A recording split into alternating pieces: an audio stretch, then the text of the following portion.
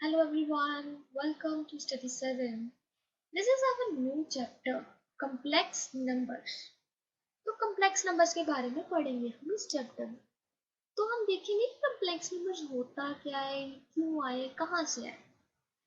तो जब हम रूट्स की बात करते हैं, क्वाड्रेटिक पॉलिनोमियल के रूट्स की, तो हम एक कंडीशन पढ़ते हैं कि उनका नेचर कैसा है रूट्स का। तो बी स्क्वायर माइनस 4ac जो डिस्क्रिमिनेंट होता है उससे हम रूट्स का नेचर चेक करते हैं। अगर इस डिस्क्रिमिनेंट की वैल्यू 0 से बड़ी आ जाए, ग्रेटर देन 0 आए, दैट मीन जो रूट्स होंगे, roots are distinct and real. जब डिस्क्रिमिनेंट इक्वल्स टू 0 हो जाए, दैट मीन उसमें क्या है, इक्वल रूट्स है एंड रियल रूट्स है। लेकिन जब लेस देन 0 आ जाए डिस्क्रिमिनेंट की वैल्यू, तब हम क्या देते थे कि नो रियल रूट्स। तो यहां तक कह के हम बात खत्म कर देते थे, क्योंकि ये प्रॉब्लम आई क्यों थी, ये चीज यहां से प्रॉब्लम कर रही थी, क्योंकि जब हम इसमें सोल्यूशन निकालते हैं क्वाड्रेटिक फॉर्मूला से, तो ये आता है, राइट। इसमें ये जो स्क्वायर रूट के अंदर टर्म लिख रखी है, ये क्या होता है तो डिस्क्रिमिनेंट। डिस्क्रिमिनेंट ये रूट के अंदर नेगेटिव टर्म आ रही है, ये डिफाइंड नहीं थी पहले, नॉट डिफाइंड। तो पहले नहीं पता था कि ये टर्म है क्या। लेकिन इस टर्म को राफेल बोम्बेली ने एक नाम दिया आयोटा का। आयोटा का नाम किससे दिया, स्क्वायर रूट ऑफ -1 को। इसको आयोटा से रिप्लेस करवा दिया। तो ये न्यू टर्म है iota, imaginary number, imaginary term, ऐसा कुछ कह सकते हो आप, इमेजिनरी। तो तब हम कहते थे कि उनके रियल रूट्स तो नहीं है, लेकिन उनमें कुछ इमेजिनरी पार्ट है, क्योंकि ऐसी टर्म की वैल्यू हमें नहीं पता कि उसको क्या डिनोट करना है, वो उसकी वैल्यू क्या है, तो उसको सिर्फ एक न्यू डिनोट किया आयोटा से। अब हम पढ़ेंगे ये आयोटा है कौन। ये आयोटा कंप्लेक्स नंबर्स में होता है। कंप्लेक्स नंबर्स क्या होते हैं, कंप्लेक्स नंबर में ए एंड बी ये दोनों रियल नंबर, लेकिन जब इन किसी भी रियल नंबर के साथ एक आयोटा आ जाए, तो उसे हम बोल देते हैं कंप्लेक्स नंबर। कंप्लेक्स नंबर में दो पार्ट्स होते हैं, रियल पार्ट, इमेजिनरी पार्ट। जो रियल पार्ट होता है वो होता है जिसके साथ आयोटा नहीं लगा, इसके साथ आयोटा नहीं है, तो दैट मीन ये रियल पार्ट है। अब दूसरा पार्ट जिसके साथ आयोटा आ चुका है, ये आयोटा है किसके साथ है, बी के साथ, तो दैट मीन ये बी जो होगा, बी को इमेजिनरी पार्ट को लेगी, इमेजिनरी पार्ट। अब कॉम्प्लेक्स नंबर क्या है, आपके पास ये रियल नंबर है, अज्यूम करो ये सारे ही रियल नंबर है, रियल नंबर के अलावा कुछ और नंबर ऐड किए तो ये एक कॉम्प्लेक्स नंबर बन गए। तो कॉम्प्लेक्स नंबर्स क्या होते हैं, complex numbers are the number in which we have a real part and imaginary part. जो भी रियल नंबर होते हैं वो ऑलवेज कॉम्प्लेक्स नंबर होते हैं, लेकिन जो कॉम्प्लेक्स नंबर होते हैं वो रियल नंबर भी हो जरूरी नहीं। पढ़ते हैं इसके बारे में। इसको हम z से डिनोट कर देते हैं, z small z which is equal to a plus iota b। किसी भी कॉम्प्लेक्स नंबर को z से डिनोट किया जा सकता है, दैट इज नॉर्मल फॉर्म। अब हमें पढ़ना है कि इसकी कैसे डिस्टिंग्विश करें, हमें बताना है कि रियल पार्ट कौन सा है, इमेजिनरी पार्ट कौन सा है। इस z का बताना है तो हम लिखेंगे रियल पार्ट ऑफ z। अगर रियल पार्ट z का बताना है तो आर ई ऑफ z लिखेंगे। अगर इमेजिनरी पार्ट बताना है तो हम लिखेंगे I am of z, imaginary part of z। तो क्वेश्चंस करते हैं इसके बेसिस पे। ये रहे, देखो 3 प्लस 2 आयोटा कॉम्प्लेक्स नंबर है, इसमें रियल पार्ट कितना है, 3 है, तो 3 रियल पार्ट आ गया। इमेजिनरी पार्ट क्या है, जिसके साथ आयोटा लगा, दैट इज 2। नीचे इसमें आओ, 5 माइनस आयोटा, इसमें रियल पार्ट 5, इमेजिनरी पार्ट -1, क्योंकि जनरल फॉर्म क्या थी, प्लस में थी, तो जो नेगेटिव वाला है वो टर्म है इमेजिनरी वाली 3, इसमें आयोटा वाली टर्म ही नहीं है, तो 3 को आप 3 प्लस आयोटा 0 लिख सकते हो ना, तो रियल पार्ट 3 हो गया, इमेजिनरी पार्ट 0। यहाँ देखो ये 0 ही है, तो 0 को क्या लिख सकते हैं, 0 प्लस 0 आयोटा, रियल पार्ट भी आयोटा, रियल पार्ट भी 0, इमेजिनरी पार्ट भी 0।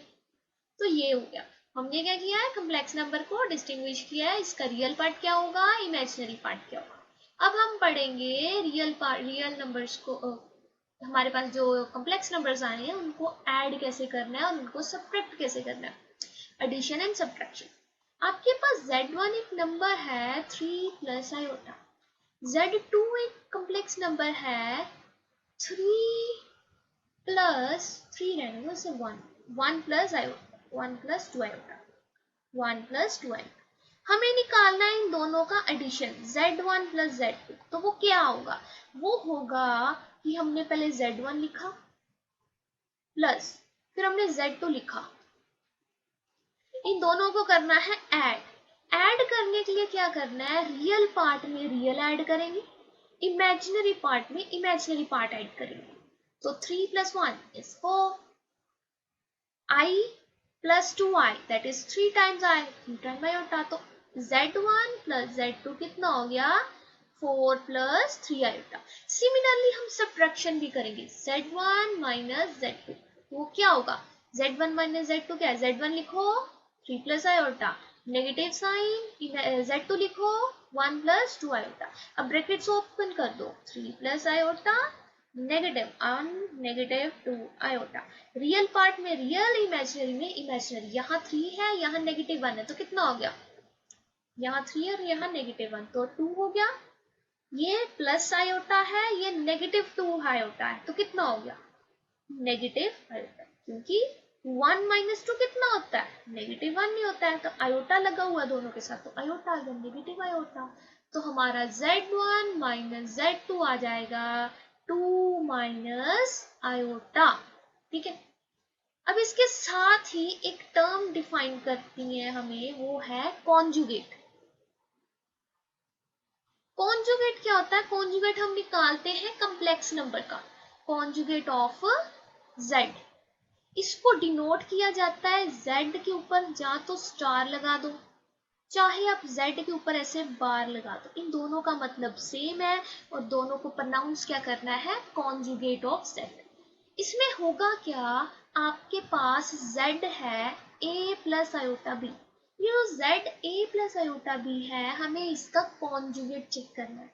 कॉन्जुगेट में होता है कि किस उस टर्म में इमेजिनरी टर्म का साइन चेंज कर दो, इसमें इमेजिनरी टर्म कौन है, b वाला टर्म, उसका साइन चेंज कर दो। साइन चेंज करने का मतलब b के साथ अगर पॉजिटिव था यहाँ, तो अगर हम इसका कॉन्जुगेट चेक करेंगे तो नेगेटिव आ जाएगा, तो ये z नहीं बचा, ये z कॉन्जुगेट है। अब z कॉन्जुगेट क्या है, z कॉन्जुगेट है जिसमें हम इमेजिनरी पार्ट का साइन चेंज कर देते हैं, तो वो हमने कर दिया, राइट।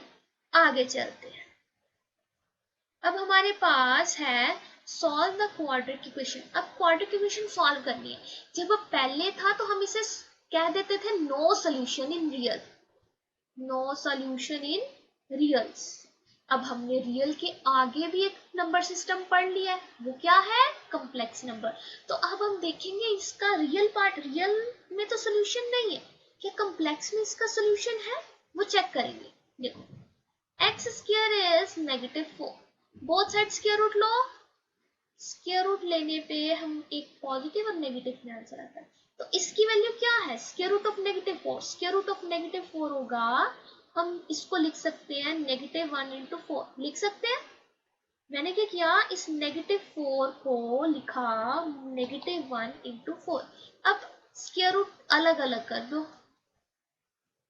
स्क्वायर रूट अलग अलग करते ही आपके पास क्या आएगा, -1 का स्क्वायर रूट, ये क्या है, इसके बारे में तो पढ़ रहे हैं कि आयोटा है, ये क्या है, स्क्वायर रूट ऑफ 4, 4 का स्क्वायर रूट क्या होता है 2, तो x की वैल्यू हमारे पास 2 आ गई है, एक x की वैल्यू आई है पॉजिटिव आयोटा 2 और एक आई है नेगेटिव आयोटा 2।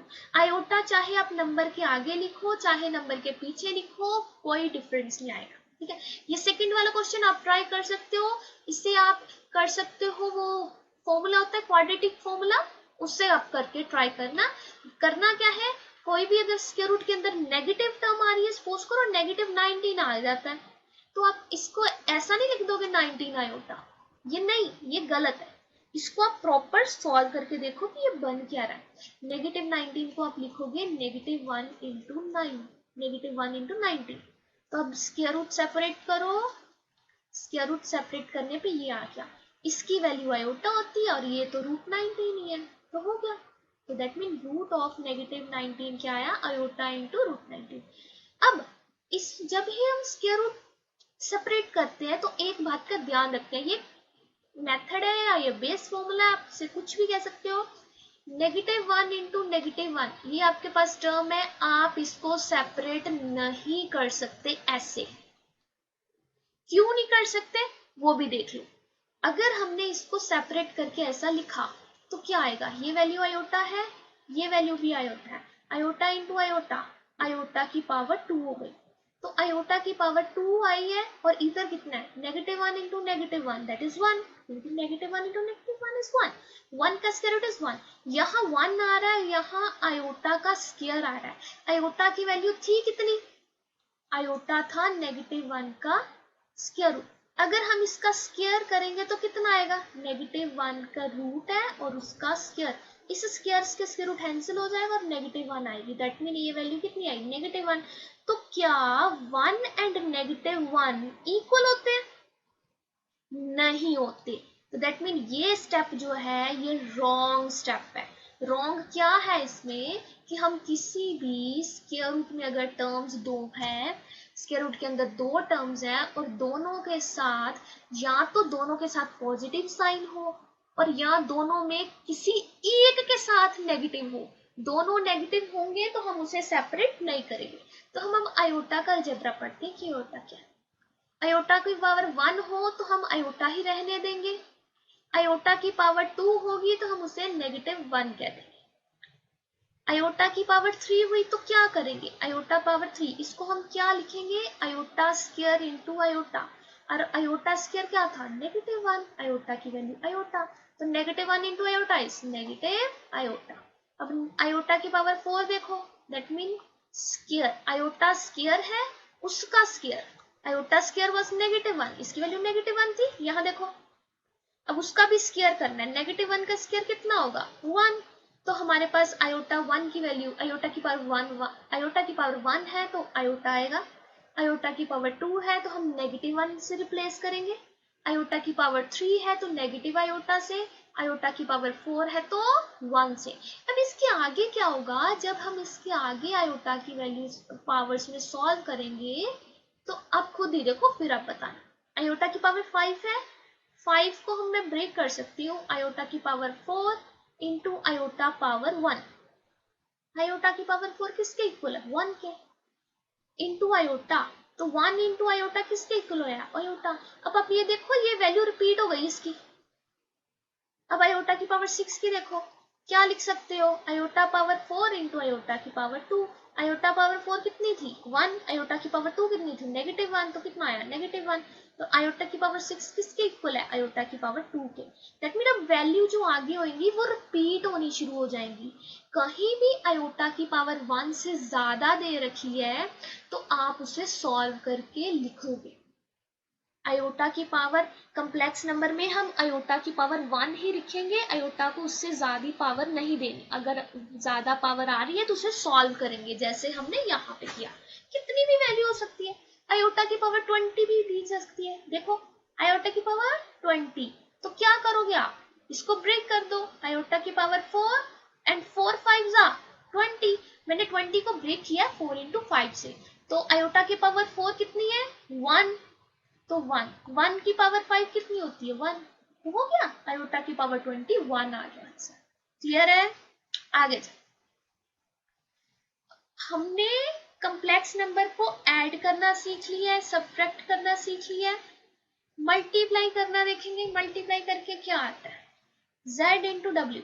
इसमें z भी एक कम्प्लेक्स नंबर है, w भी एक कम्प्लेक्स नंबर है, इन दोनों को मल्टीप्लाई करेंगे तो c पार्ट सॉल्व कर रही हूँ मैं, z इंटू डब्ल्यू, z की वैल्यू लिखो 3 + 2 आयोटा, w की वैल्यू है 4 - आयोटा, मल्टीप्लाई करोगे तो क्या आएगा, 4 3 12 -3 iota plus 8 iota, 2 iota into -1, that is -2 iota square, because iota into iota square, ये 12 आ जाएगा, -3 एंड +8 हम कर चुके हैं, ऐड कैसे करना और सब्ट्रैक्ट कैसे करना है, आयोटा वाली टर्म से आयोटा वाली टर्म सब्ट्रैक्ट करेंगे, 8 - 3 is 5, +5 आयोटा।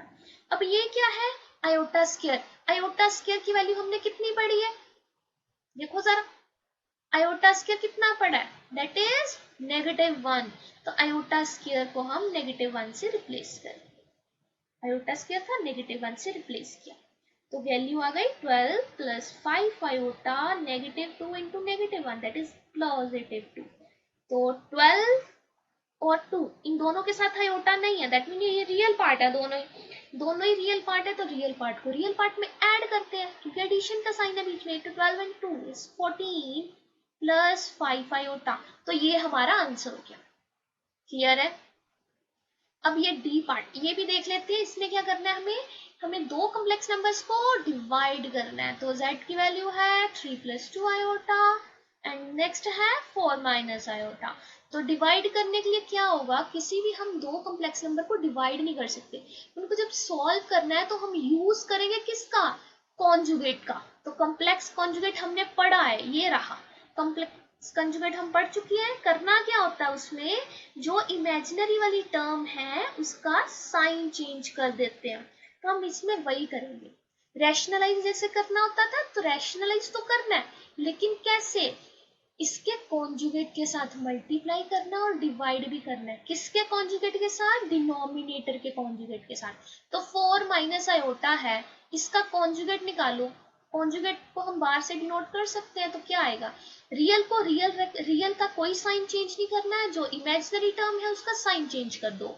आयोटा -1 है तो पॉजिटिव आयोटा, तो ये इसका कॉन्जुगेट आ गया, इसके कॉन्जुगेट से मल्टीप्लाई भी करना है और डिवाइड भी करना है, अब करो, मल्टीप्लाई करना हमने अब भी सीखा, तो 3 + 2 आयोटा 4 + आयोटा, 4 और 3 = 12 and 3 iota plus 8 iota, next 2 iota square, denominator में चेक करेंगे, 16 + 4 iota -4 iota and negative iota square, because negative iota into negative it's iota square, solve करो इसे, 12 को एज इट इज रहने दो, 8 एंड 3 इज 11, दोनों के साथ आयोटा है तो ऐड करने के बाद भी आयोटा आ गया, यहाँ देखो आयोटा स्क्वायर है, तो आयोटा स्क्वायर की वैल्यू कितनी थी, -1, तो -1 है, ये +4 आयोटा -4 आयोटा कैंसिल हो जाएंगे, 16 माइनस आयोटा स्क्वायर की वैल्यू -1,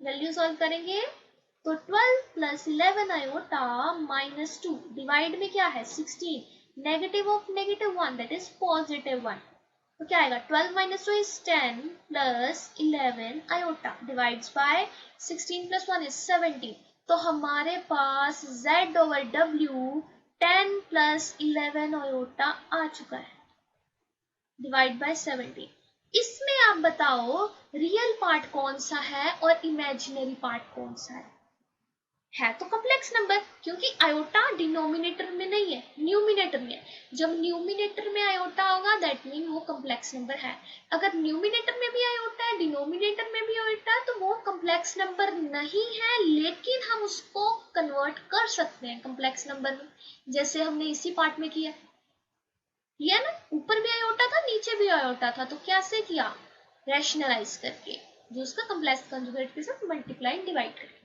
तो बताओ इसका रियल पार्ट क्या है, रियल पार्ट होगा जिसके साथ आयोटा नहीं है वो है 10 और दोनों के साथ 17 है एलसीएम में, तो 17, real is equals to 10/11, imaginary part क्या है, इमेजिनरी पार्ट जिसके साथ आयोटा है दैट इज 11, तो डिनोमिनेटर में 17, तो 11/17, अगर आपको ऐसा थोड़ा टफ लग रहा है तो आप ऐसे कर सकते हो, 10/17 लिख दो, 11 आयोटा/17 लिख दो, अब तो विजिबल है ये रियल पार्ट, और ये इमेजिनरी पार्ट। आई होप आपको ये समझ आया होगा। हमने जितना भी किया है आप एक बार करके देख लो। अगर कोई डाउट आए तो आप कमेंट बॉक्स में पूछ सकते हो। हम नेक्स्ट लेक्चर में कंटिन्यू करेंगे। Thank you.